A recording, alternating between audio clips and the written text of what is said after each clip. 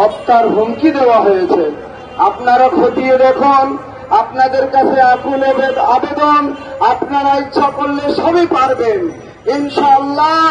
কান ধরলে কাঠ ধরে কান দিলে মাথা চলে আসে।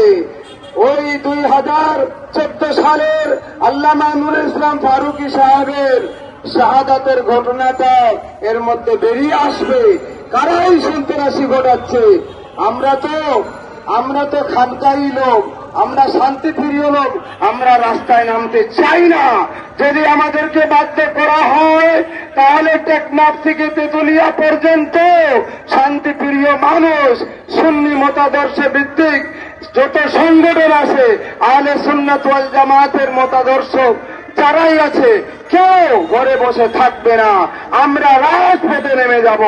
তাই আমি বলবো অন্তর্বর্তীকালীন সরকারের